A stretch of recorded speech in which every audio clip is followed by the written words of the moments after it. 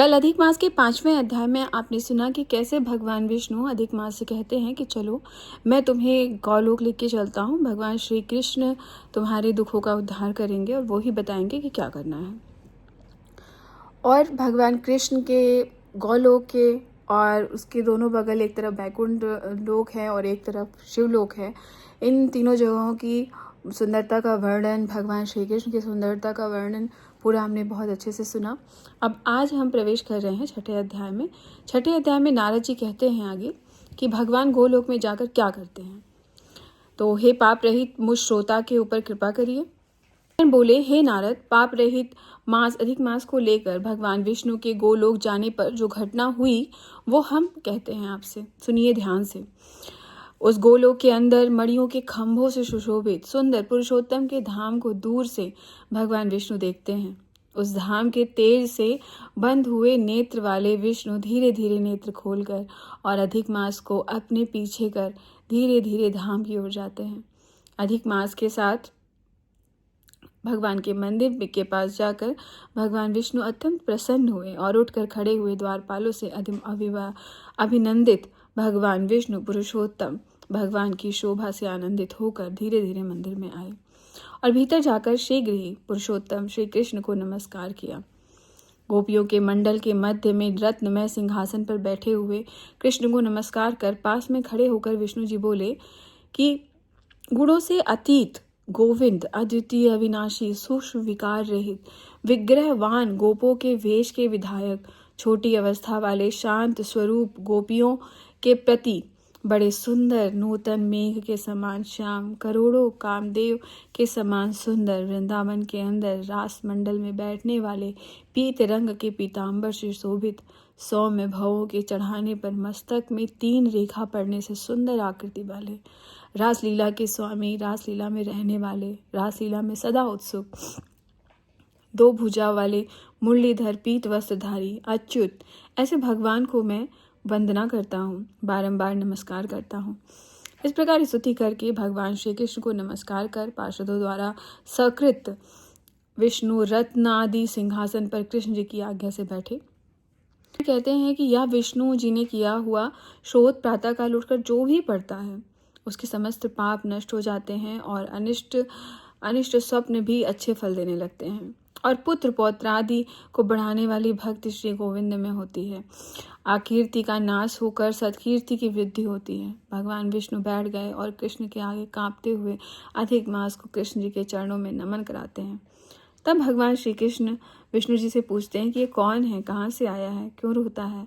इस गोलोक में तो कोई भी दुख भागी होता ही नहीं है, या इस गोलोक में रहने वाले तो सर्वदा आनंद में मग्न रहते हैं।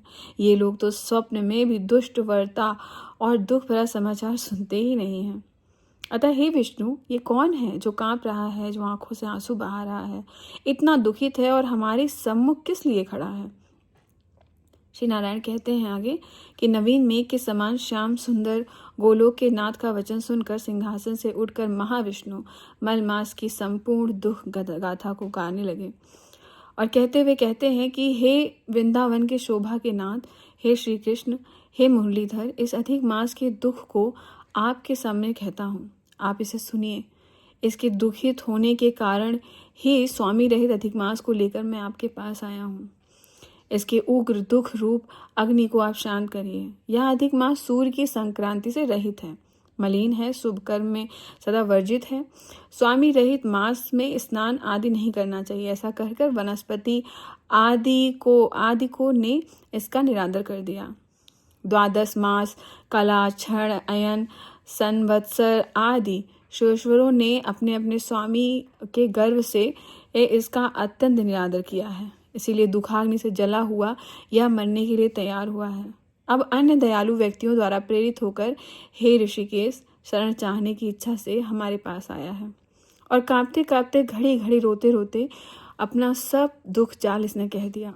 इसका यह बड़ा भारी दुख आपके बिना टाले नहीं टल सकता। अब इस निराश्रय का हाथ पकड़कर आपकी शरण में लाया हूँ।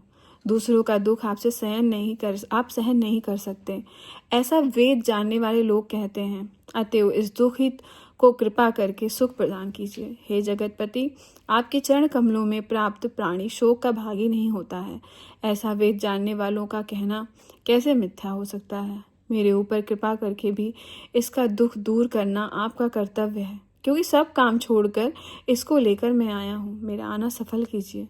बारंबार स्वामी के सामने कभी भी कोई विषय नहीं कहना चाहिए, ऐसी नीति को जानने वाले बड़े बड़े पंडित सर्वथा कहते हैं।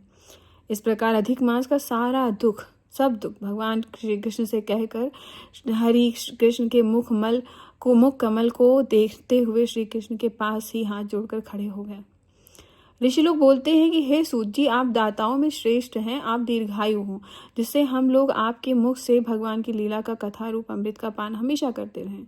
हे सूत, गौलोकवासी भगवान श्री कृष्ण ने विष्णु के प्रति फिर क्या कहा और क्या किया इत्यादि लोको प्राकारक विष्णु कृष्ण के संवाद आप सब हम लोगों से कहिए। परम भागवत भक्त नारद ने नारायण से क्या पूछा? हे सूत, आपको इस समय हम लोगों से ये सब कहिए। नारद के प्रति कहा हुआ भगवान का वचन तपस्वियों के लिए परम औषधि है। अब आगे भगवान ने क्या कहा, नारद कृष्ण जी ने किस तरह से अधिक मास की समस्याओं दुखों का अंत किया, ये सब हम पढ़ेंगे अगले अध्याय में, जो कि है 7वां अध्याय, और 7वें दिन में पढ़ेंगे अधिक मास के। ये 6ठा अध्याय आपका यही संपूर्ण होता है। इति ब्रह्मांद्रिये पुरुषोत्तम मासे महात्मये षष्ठो अध्याय हरिशरणम। यहाँ 6ठा अध्याय समाप्त होता है, संपूर्ण होता है। आप सब भगवान की पूजा पाठ भक्ति करिए, माला जप कीजिए, ध्यान कीजिए। भगवान आप सबका कल्याण करें। जय श्री कृष्ण, राधे राधे, जय जगन्नाथ, राम राम।